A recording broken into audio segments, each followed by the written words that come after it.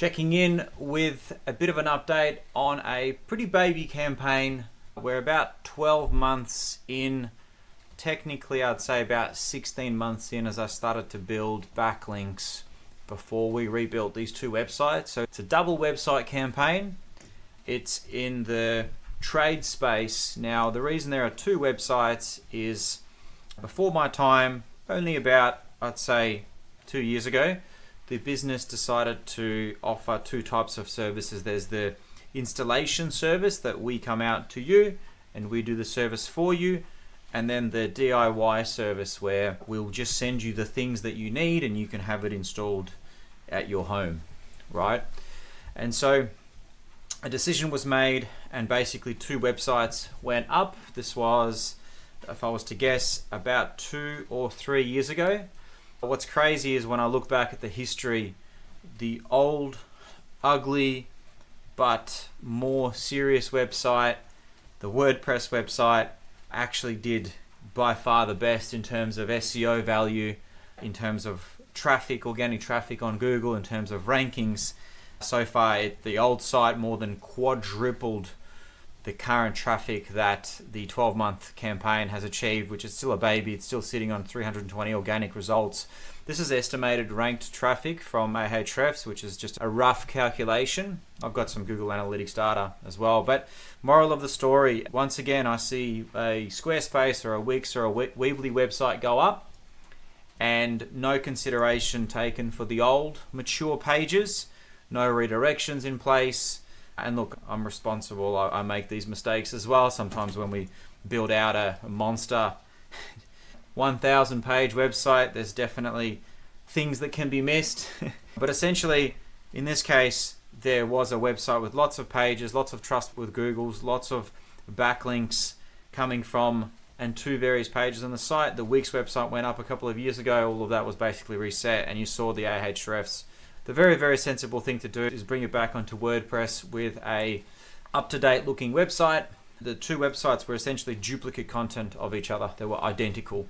So we needed to separate the content, make them more unique. I say more unique because I'm about to have to do another round of making it more unique. What we're seeing here is we did about a few months of planning to get it right. But initially when the first website went up, it just did really well and it skyrocketed for a whole bunch of desirable key terms. What we're seeing is we actually saw a peak at about 1,000 organic visitors a month, and it actually popped into place for some seriously desirable keywords, like we're talking exact match terms in the city that we're after. And then we just saw these fluctuations bouncing around. Now obviously there were Google algorithm things rolled out. There's always algorithm things rolled out, but the second site, this just plowed through, and from getting no traffic at all at the beginning of the year to sitting on a, look, it's still a baby site, 280 organic visitors a month, but it just holds position for some really desirable keywords. So you can see here a chart here that shows the amount of commercial key terms that it now shows up for in the top 10 pages of Google is 519, and the traffic that it receives from related terms is 241. A commercial term is one that's, hey, I want to buy the thing that you are selling. I want to get that service. A lot of my sites have a lot of informational traffic because I smash my sites just like this one with long form guide-like blogs. These particular sites had about 184 blogs created. I mentioned that further down. But during the growth of these two sites, we tracked 455 web form leads from site 1, 557 leads from site 2. A lot of those are actually from the Google ad campaign as well. But if we dissect this particular traffic, even though the traffic dipped, the commercial key terms are still quite good. So in fact, from an SEO perspective, we've got some really big wins on key terms that matter. We had a look at the dips, and it was a lot of the time it was blog content that was taking a hit, which makes sense with all the AI overviews that are happening right now with Google and whatnot. Moral of the story, two websites on Wix, rebuilt on WordPress, added a whole bunch of new SEO pages, whole bunch of backlinks, whole bunch of blogs, internally linked, cross-linked, externally linked, long tail anchors, main anchors on the internal stuff, and keyword rankings. Now what I did, I obviously removed the key terms for security for obvious reasons, but I've got here previous position 3rd, current position 1st, previous position 17th, current position 1st. Now, estimated volume of that keyword is 70. Now, obviously I could just make this up and just get you to trust me, but this is legit. It's from Ahrefs. I just remove the keyword for security of the client. This particular key term gets 250 searches a month. We were 99th. We're now in position 11th. Now this is a national sort of rankings. So as you can see, quite a lot of keywords that have heavily improved. Plenty of keywords on the first and second page of organic rankings, organic listings. So this is local rankings where it's 5 to 10 kilometer radius. Local maps rankings, so we're tracking 54 key terms. Out of those 54 key terms that I've chosen to track, 40 key terms are top 3. Top 3 in this case is the maps 3-pack, which is incredibly important. We were not there, we're there now. Incredibly valuable. Once again, I've moved the key terms. I'm sorry to make this boring for you, but essentially on the right we have how much search volume that key term gets, and on the left their movements. Now some key terms that they were already in first position, like their branded key terms, so they were in first, they're still in first. Great.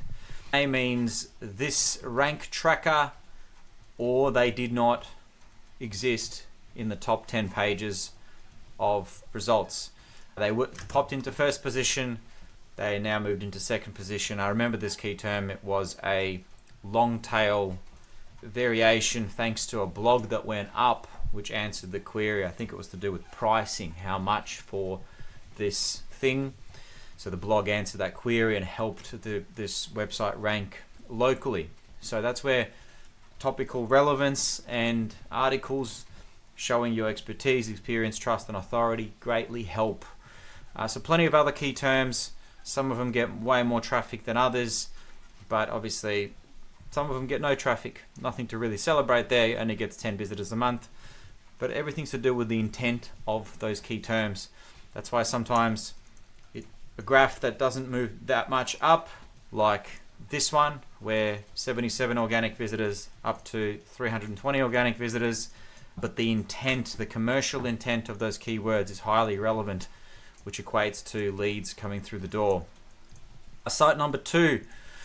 So look, these are just 3 quick screen grabs. As soon as the site went up, it took a few months to properly index and marinate, and once it did that, it popped into first position for a whole bunch of desirable key terms. These are essentially just timeline graphs of a key term moving up and popping into first position, which is great. From first, there's only one place to go, which is down to second and third when competitors get pissed off and hire idiots like me to rank websites. So next, site number 2, same sort of volume, similar key terms almost. It's just one is more like a DIY solution, the other one is more we do the service for you, but heavily overlapping on the key terms. This is crazy. Previous position 99. 99 means my tool Ahrefs didn't even classify it in the first 10 pages, first 100 results, straight to position 1. That's crazy. Obviously that was over time. I'd love to show you a graph over time, how that goes up. Anyway, a whole bunch of key terms. You can slow down the video if you want to see them. Once again, Eugene could have just made all this stuff up and just randomly generated some numbers, but I'm not really looking for any more work. Don't contact me for SEO, please. What we have here is same sort of gig. This is a metropolitan areas of a city. Search volume. First place when I started tracking this was 10th. Now we're in first. 10th, first. 16th, first. 37th, first. 17th, second. Sometimes eventually keywords are going to drop. We're in that honeymoon period where Google is soaking everything up. It's all good. It's all happy days. I honestly don't really celebrate. I never take it for granted, because the higher up you go, the more chance you're gonna piss off a bunch of competitors, and they're gonna hire people like me too. When you're in first position, there's only one way to go. Some cool stuff here. In A means 99th position to first, which is really cool. A story about this site tracking the same 54 key terms. 27 of those key terms are first to 3 positions, and 35 of those key terms are page 1 of Google, so top 10 results. That's really all that matters. I'm sorry, it's end of the day. I'm starting to wear out on my words, because I've just had this catch up with the client as well. Obviously this is a cut back version of what I showed them. Same sort of graphs, site went up, site matured, things popped into place.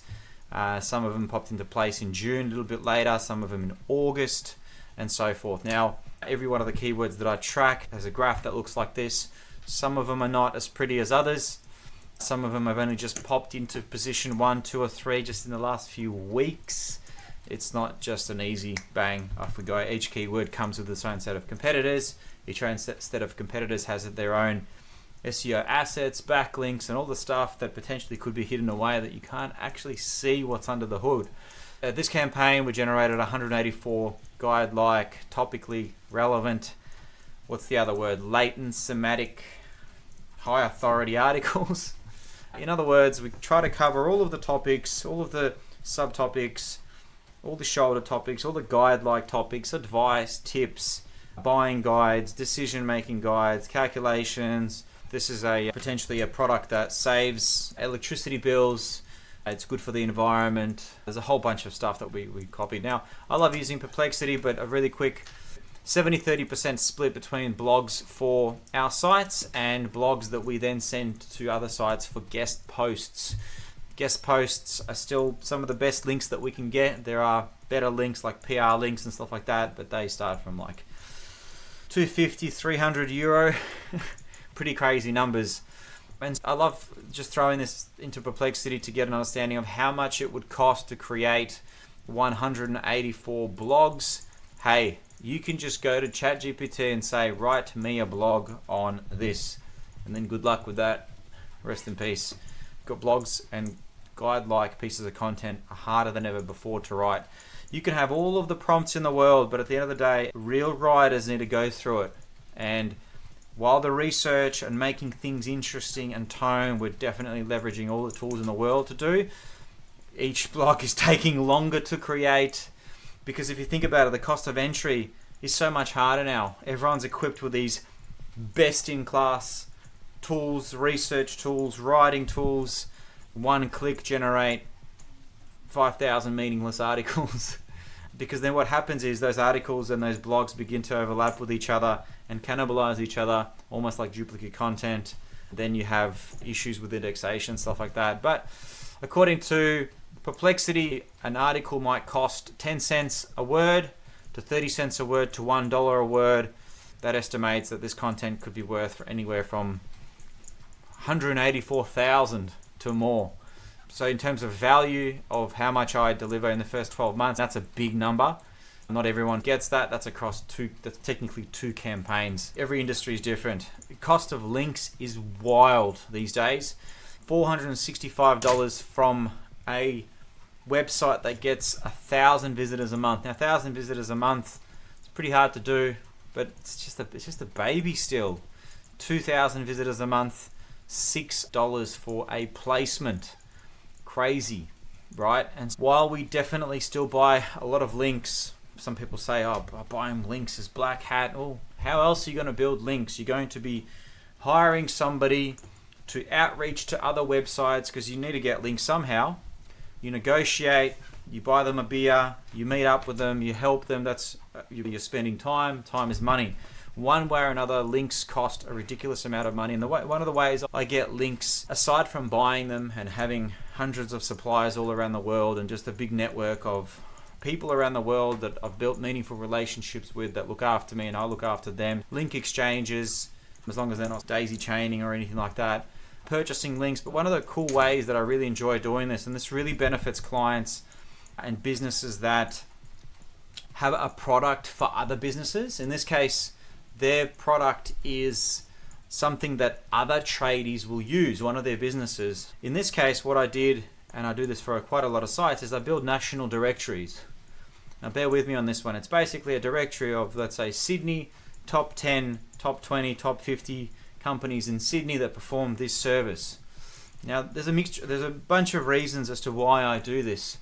First of all, I do this on my personal sites. I do this for links, for one, to get some real eyeballs, another to push competitors down the page is another reason, to raise my site authority on the topic. Geo-relevance is another one, where I'm simply listing other businesses in that space with unique content, top to bottom, in no particular order. In this case, what we then do, we outreach to those businesses and we say, hey, happy to say we've listed you here. We're doing an update. Feel free to send us a banner image and some text, and we're happy to list you higher in exchange for some collaboration. The collaboration is a backlink, and this is how we get links in a lot of spaces. It's very hard. The hit through rate is nothing special, but it's just one of the next tactics that we do. It helps us get backlinks from highly relevant websites. It helps us get some brand search, because everyone that receives our email begins to look at our brand. Brand search goes up just the tiniest bit, micro signals, every little bit counts. It establishes our site as a high authority, because if you're talking about other sites in the space and you're essentially linking out to other sites, a gentleman's agreement there, especially if you want to make a move in the national space, that's going to definitely help you.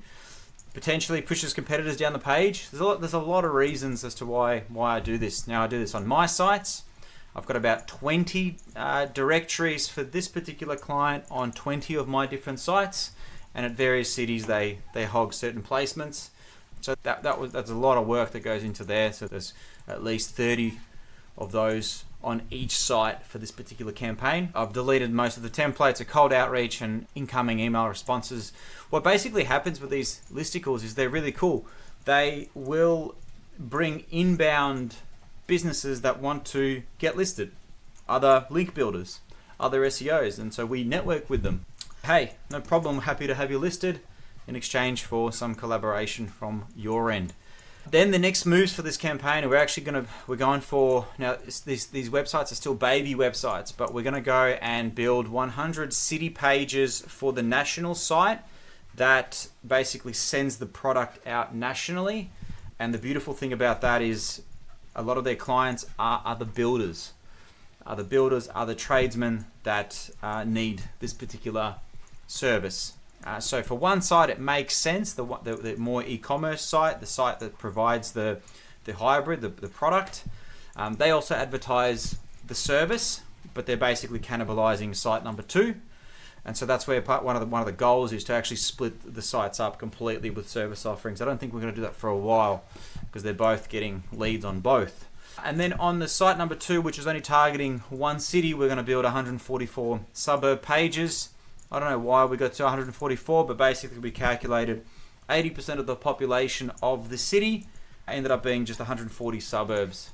And so we only want to build pages in suburbs, 1, where people live, and 2, where they actually search for that service. So big work being rolled out in the next few months. Always on the prowl to do better on EAT, which is expertise, experience, authority, and trust. These 3 Google guidelines, PDFs, I've got other ones, and basically a summarized version is we need to demonstrate expertise, building experience, establishing authority, fostering trust, rating. In other words, be a real brand. These guys do like road shows and events, and I'm like, let's have these things listed on the site.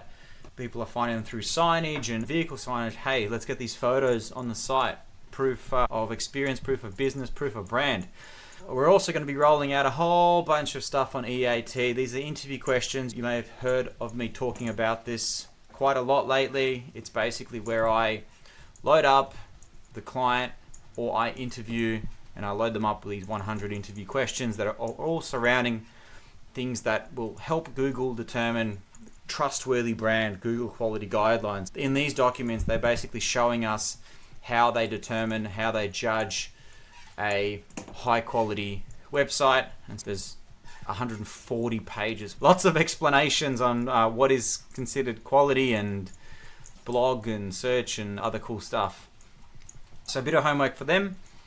And I want to roll out updates to project. These guys go out, they do an installation, I've created 20 case studies, which is like the before case. Why do they need your service?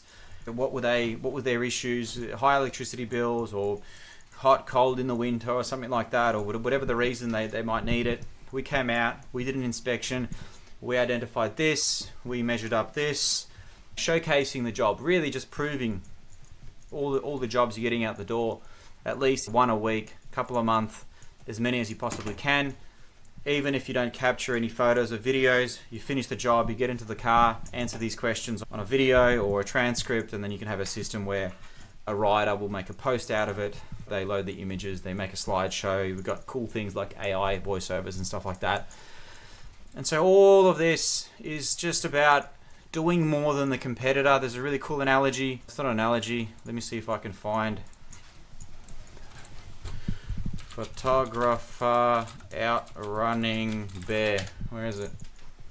These dudes were running away and outrunning, chased by bear. This one. Oh, it's so good.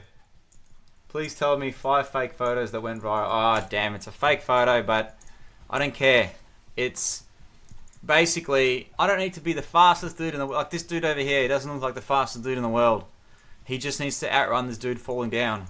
In our case, we just need to overtake the next competitor, and then the next competitor, and then the next competitor. And look, I'm pretty passionate. I really love what I do. I dare say, how many agencies are going ahead and building, what is it? How many pages I want to build? 244 pages as part of the SEO campaign. And this is what I do. I do the things that need to be done. We're here. We got here. Great. One site's progressing on its own. This site having trouble. We need to rewrite the main pages. We need to add these additional city pages, and we go from there. We need more EAT forever, and let's get some updated content on the site, on your social media, on your LinkedIn, authorship and things like that, about us team. Yeah, I'm going to wrap it up. I hope this has been helpful. Another sort of local campaign, locally optimized in the trade space. Thank you.